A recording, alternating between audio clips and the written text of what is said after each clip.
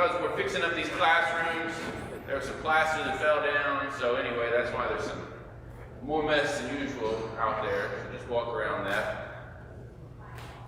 On Sunday mornings, we have been walking with Paul, looking at some of the ways he connects and communicates the gospel to people along his own way. So we're not looking at a particular book, we're not studying it verse by verse, but we're just looking at his life, and again, these different episodes and the way that he interacts with people. So let me put the map up.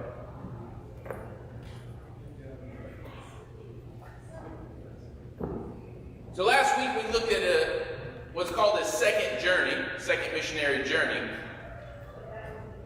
And the part on this side of the map, that's what we now call Turkey. So his first journey was there in Turkey. Who was the guy he was with mostly on that first journey? Barnabas. But if you remember, they came back to Antioch, which was the missionary hub, and he and Barnabas kind of had a falling out. They broke up. And Barnabas said, I'm going to go this way, and you go that way. And the direction he went was to what we now call Greece. So he crossed the water there at Troas, which is ancient Troy, and he follows the interstate, basically. It's the trade route, which takes him through these major cities, Philippi, Thessalonica, Berea, and then Athens. Now last week we talked a little bit about why he went to the places that he did. Does anyone remember? Because sometimes it was hard to explain why he went to one place instead of another. Sometimes it makes sense he's following an interstate. Sometimes he goes way off the interstate. Family connections. Remember any of the other ones? What is it? His friends, yeah, friends and family relations. Some business. Yeah, he was part of this artisan community, so he would get recommended. We saw the governor of Cyprus probably sent him up to his farms, factories up in the north, and that may have been why he went up there. So we talked about Paul is moving through relational networks. He's a networker. And he's going where he has connections. Okay, that helps us make sense of his journey. But he's in new territory now, up in Greece. He doesn't have friends and family there. His friends and family are farther east. So he's kind of feeling his way through. Remember, we suggested last time that he met a woman there in Philippi named Lydia. Seller of purple, she's a businesswoman. And very likely she had moved through a lot of these cities in her business dealings. And she said, oh, you're going down to Thessalonica. Let me connect you with my people in Thessalonica. And we'll talk a little bit more about that today. So he's moving now in a different kind of network. He goes to Thessalonica. This story is described in Acts 16. We're not going to read it or go into detail, but this happened to him with some frequency. He goes to the city, he speaks, it's controversial, there's a mob.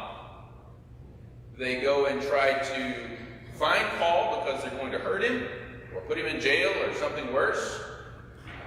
They end up not finding Paul. They find one of Paul's associates, a man named Jason, who's a Greek. And I don't know if you remember, they beat him up because they can't find Paul and they're upset. So they beat up Jason. Paul and his team have escaped. Sort of like they did in Damascus. Remember, they got down in the basket. So all these intrigues and escapes. They escaped Thessalonica, barely. And we're not going to talk about Berea, but they go down to Athens. Athens is a major city in the ancient world.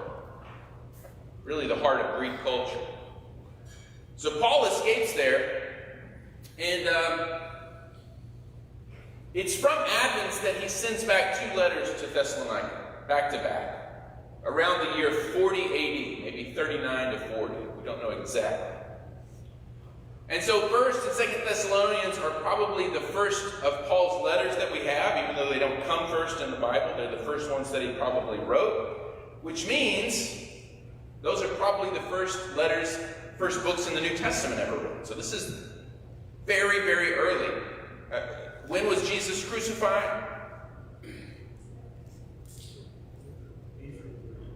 33-ish, early 30s?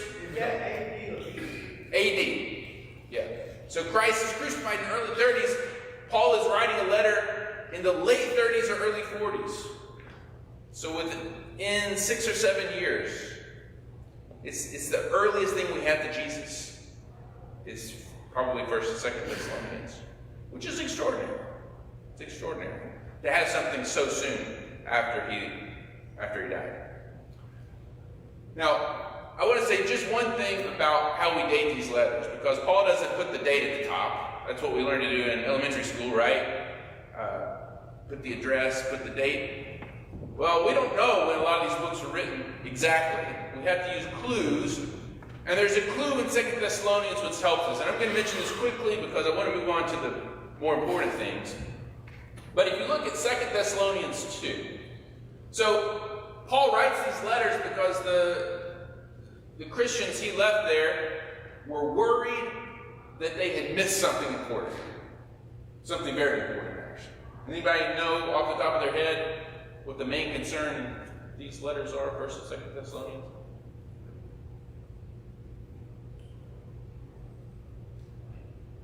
It's good to kind of have a one-sentence summary of these books. And if you had a one-sentence summary of 1st and 2nd Thessalonians, it would be, did we miss Jesus coming back? They are worried that the second coming has already happened and that they missed it. Nobody told them. They were in the wrong place. They were in the bathroom. Who knows? But they're worried that they missed Jesus' return. And so Paul writes them from Athens to say, don't worry. You haven't missed it. Be comforted. And then he says there's some things that are going to happen before Jesus returns. And that's how you'll know. And that's what 2 Thessalonians 2 talks about. So again, I don't want to get into this too much.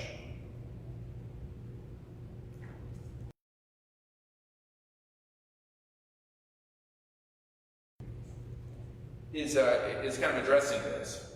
And I'll just read you 3 and 4. It says, don't let anyone deceive you, for that day will not come, the day of Jesus' return. It will not come unless the falling away comes first, and the man of sin, or the man of lawlessness, is revealed, the son of perdition, who opposes and exalts himself above all that is called God, or that is worshipped, so that he sits as God in the temple of God, showing himself that he is God.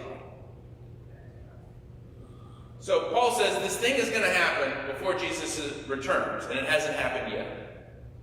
Now, what in the world is he referring to? People interpret these things in all sorts of ways. A lot of people will say this is still in the future.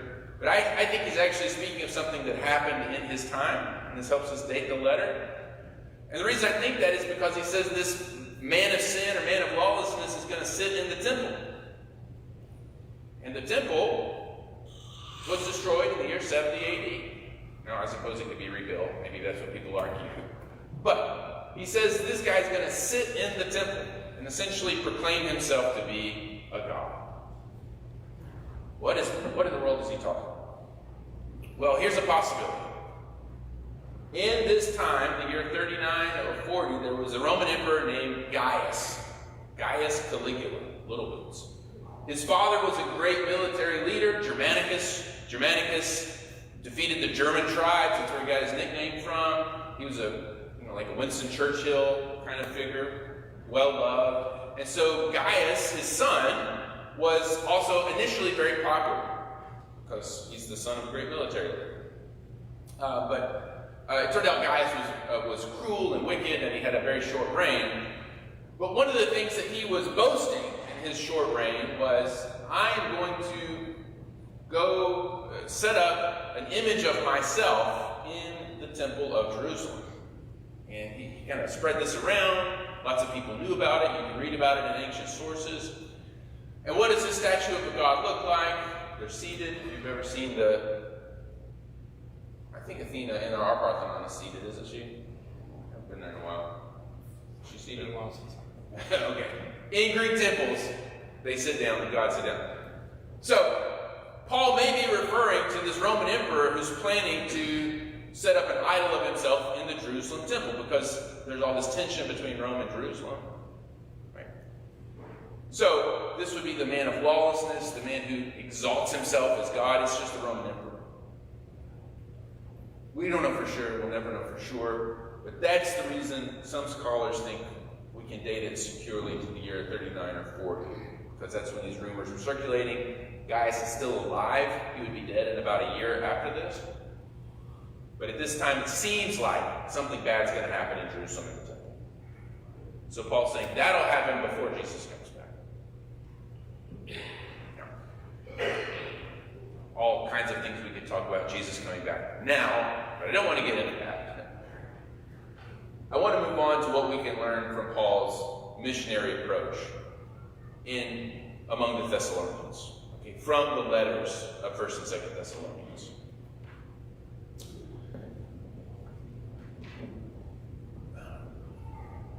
What is the danger of missionary work, or even evangelism in our own country? Like, what's the danger of this, of a possible danger? How can it go wrong? Do what? Could be labeled as blasphemous, I suppose, yeah. Get stoned? You're probably doing something right if they want to stone you. I'm not talking about that. I'm talking about what can go really wrong. I mean, that seems wrong, but it's actually okay if you suffer. You can be disagreed with, yeah. Yeah.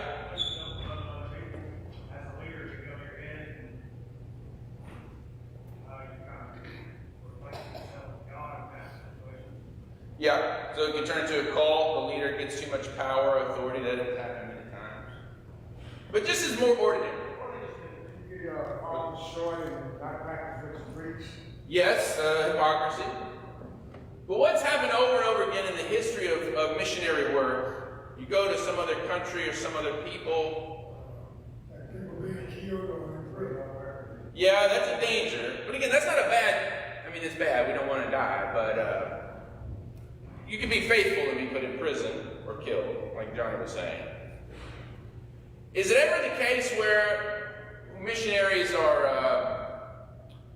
they go somewhere and they treat people like they're just objects to be converted? Oh, yeah, they do. Crusades and stuff. Go there. Worst case, yeah, you put a gun to people's heads. That doesn't happen much anymore, fortunately. But this does. Or even in some kinds of evangelism. Hey, how you doing? Do you know the Lord Jesus Christ? And that's not a bad question in itself, but what does it reduce our relationship to? What does it reduce our relationship? If I just come up to you and the first thing I want to do is, are you in church? Have you been baptized? Do you know Jesus? It can be kind of forceful. You're just like giving that person as like an object to evangelize to. It's one-dimensional. One-dimensional. I only see you as a person to be converted. Nobody is just a person to be converted. We're all complicated people. There's more to us than that. Anytime you reduce another person to one dimension, you're doing damage. It can be coerced, yeah.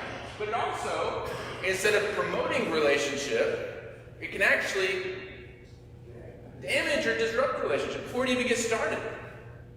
I think some of it, though, depends on how you approach it. We have a friend who's a physician assistant, and she loves the Lord. She's 30. She loves the Lord so much. And when she's dealing with her patients, they can see that. And she talks about God freely.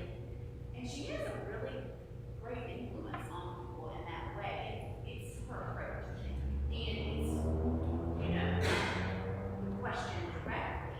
But, so I think it can have an impact on people, big or whatever, depending on how you approach it. Yeah, but I think there's a difference there, because actually how she first related to people. As a doctor, yeah. Not as, hey. And that kind of flows naturally. And that's probably similar to what we're going to see in Paul. It's something more like your friend. So let's look at one verse which I think illustrates this, and then we'll expand on it. So 1 Thessalonians 2:8. Paul is a missionary, maybe the most famous Christian missionary of all time. But Paul does not fall into this trap or problem of reducing people to just persons to be converted. Okay? What does 1 Thessalonians 2:8 say? Somebody read that. So being affectionately desirous of you, we were ready to share with you not only the gospel of God, but also our own selves, because you have become very dear to us.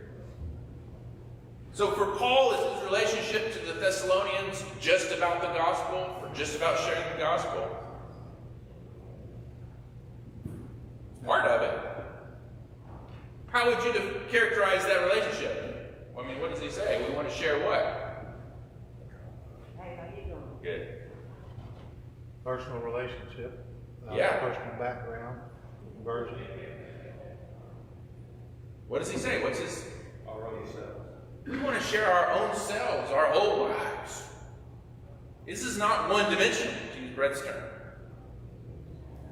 He says, you have become dear to me. Another way to put that is, I love you all. And when you love somebody, you don't make them into just one thing, right? To say you love them is more than just to say, hey, I want to convert you. That's a piece of it. But there have been so many times where mission work or evangelism has become only about this one thing. And I don't even care about the rest of your life and what's going on with you. As long as I can convert you, maybe make a note in my book, and move on to the next person. A factory approach. But Paul loved the Thessalonians. He says it in there in verse 8. But we can also see it. For example, look at the very beginning of the letter. Chapter 1, verses 2 and 3. Somebody read that. 1 Thessalonians 1, 2 and 3.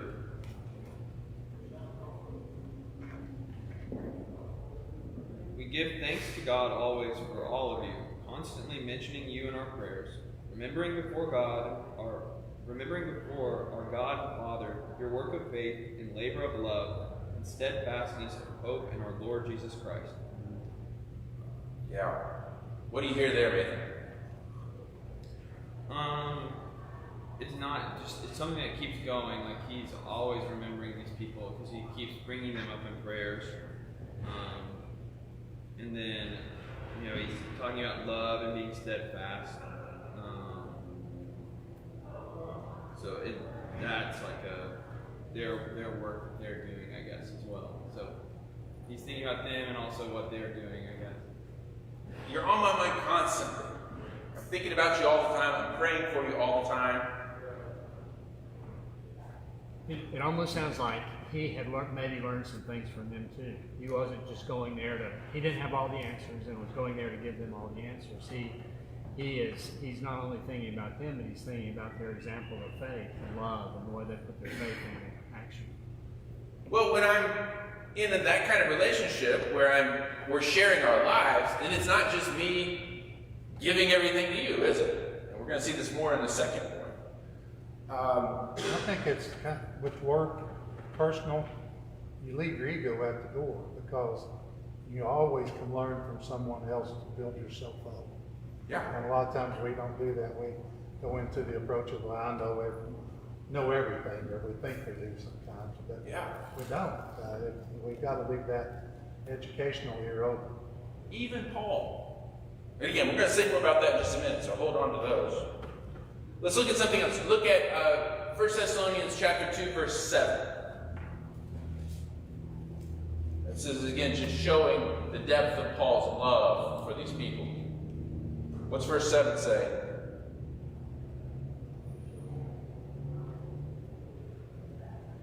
This is a little unexpected when you just read it by itself. But we were gentle among you, like a nursing mother taking care of her own children. What does Paul compare himself to? A nursing mother. Paul says, I'm like a mother to you, a nursing mother. There's hardly an image that's more intimate than a mother nursing your babies. Paul said, that's what I was like to you. Now keep going. Look at verse 11 through 12. So just a little bit after that. For you know how, like a father with his children, we exhorted each one of you and encourage you and charge you to walk in a manner worthy of God who calls you into his kingdom of glory. So what does he compare himself to here? He's like a mother. He's like a father. So these are very close personal relationships that he's developed. It's not one-dimensional. It's not one-sided. These are people that he loved. In fact, he loved them so much, if you go on to chapter 3, he's gone to Athens. We thought it good to be left in Athens alone, and sent Timothy, our brother, to establish you and encourage you in your faith. He's come to this foreign city, this city that he's never been to, Athens. And his good friend and associate Timothy, he says, I would love to have you here. You're a blessing to me. You're essential to this ministry. But right now, the people in Thessalonica need you. And so he sends Timothy back up to Thessalonica because they're the ones that need him more at this moment than he does personally. So over and over we see these signs of how deeply Paul loves these people. They're not just targets for conversion. They're human beings that he has a friendship with. He's not made them into his own agenda, but he sees them as other humans. Do you have anything? Do we know like how big these churches were like early on? Is there any? We don't know with any certainty. They were small. Dozen. Maybe. I mean, people are fitting into a living room in many places. So, very small group.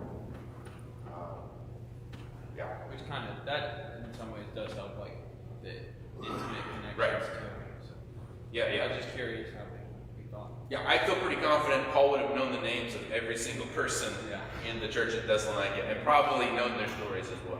It just would have been a small group. Okay, so that's the first thing that we can learn from Paul is we don't reduce people to targets for conversion. We don't bring them into make them our project or our agenda. People are just people, and Paul encourages us to relate to people as humans sharing life together. Not just the gospel is a part of it, but not just the gospel, but our whole lives. Friendship, essentially. Paul is in the business of making friends. Second point, and we touched on this last time. Look at verse 9. We read it last week. So chapter 2, verse 9.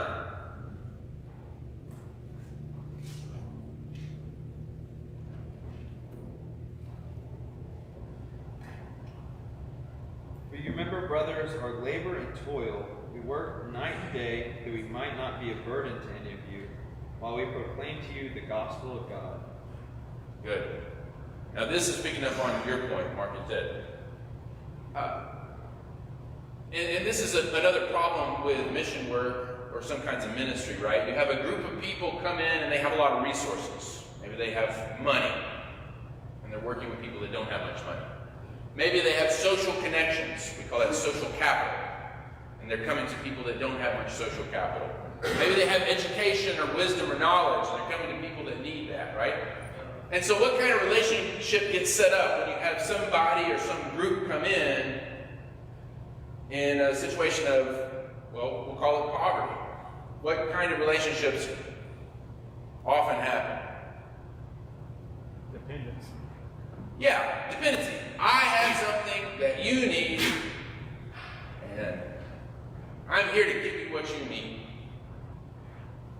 So dependency, it sets up a hierarchy. I have stuff, you don't have stuff. Wealth and the needy, rich and poor. And it can be a tool when it's abused for power.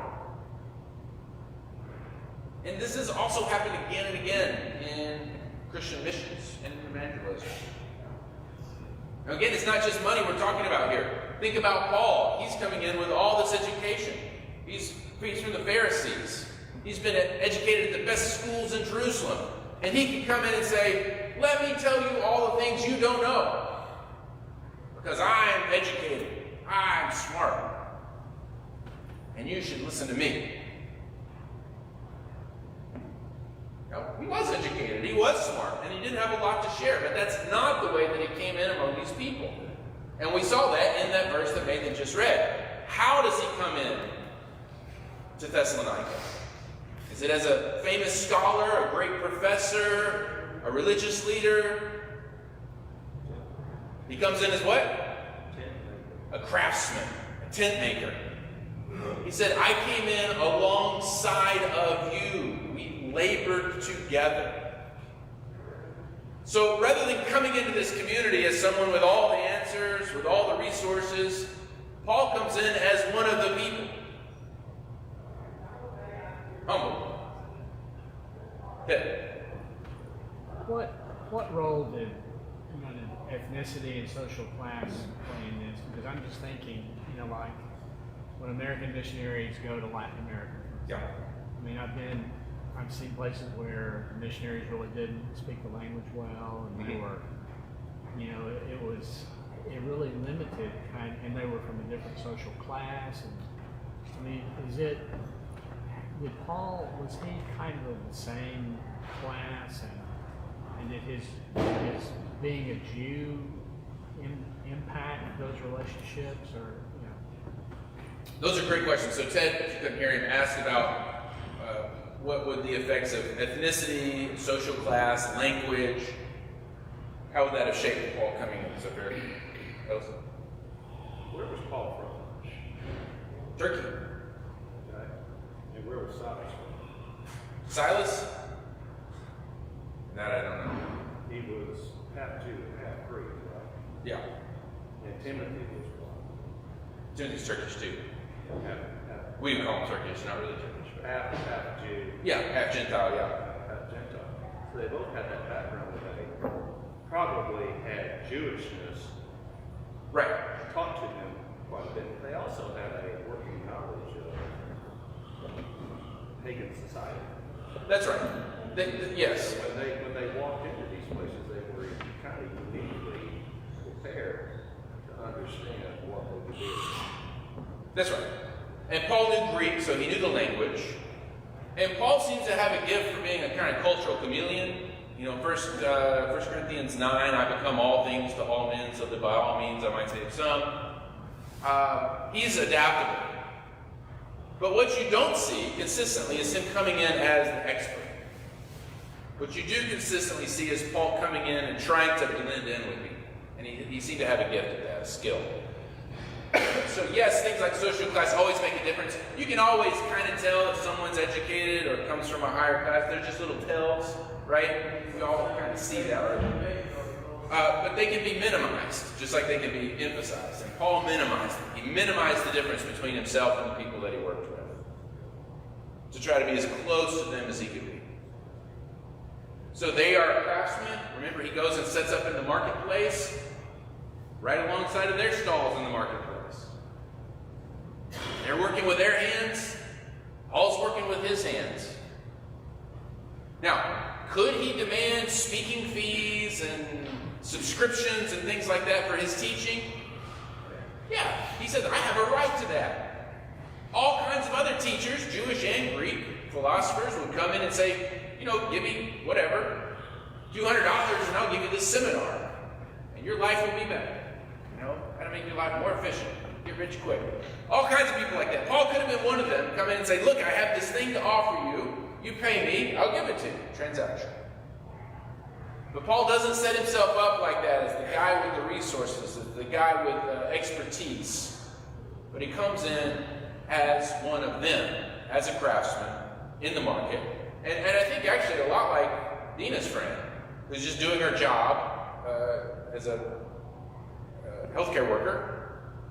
She's just doing her job, and in the course of doing her job of healing people, which is a marvelous profession, she's able to talk about these other things, because that's a part of her life. And it sounds like, at least it flows out naturally from that. And that's what I hear in Paul as well. it's an effort to find common ground before we find, It takes an effort? Yeah. Yeah, it's a lot easier, and I think we live in a world that incentivizes. What's the difference between us? But Paul wants to see what do we have in common and start from that place. jobs a lot of times more of that in too, because in my lifetime in the automobile industry, guys who worked on cars, we had that common ground that we can talk about. And that's a natural end. You start talking about the equities and inequities of what go on in your life, and what's good and what's bad, and then it kind of segues into other things. Well, yeah, in my life, I also that segues, and it gives you that natural brotherhood to a certain extent. Yeah. Common shared job. And here's the last point I'll make, kind of based on that, Alice, because I think that's really good. I think if Paul were around today, he might be a mechanic of some sort. You know, I mean, it's a hand worker. there's a natural difference between the people who actually work with their hands and the people who manage them. Doesn't mean Yeah. one better than the other, but there is a hierarchy. Yeah. And Paul comes from a managerial class, but he's able to move into that. The last thing I'll say, though, is if Paul is really treating people like people and not as objects for conversion, what happens when they don't convert? When they don't accept Jesus as Lord? When they don't get baptized and become part of the church? What does that mean for that relationship? Does it? It's still there. Shouldn't. You still have that other relationship that you built on. There's still an opportunity. Because I love you for you as a person. Because we connect about fixing cars or making tents. Paul's approach, based in relationship and friendship, means that no, you don't just get cut off. Omar's cutting people off.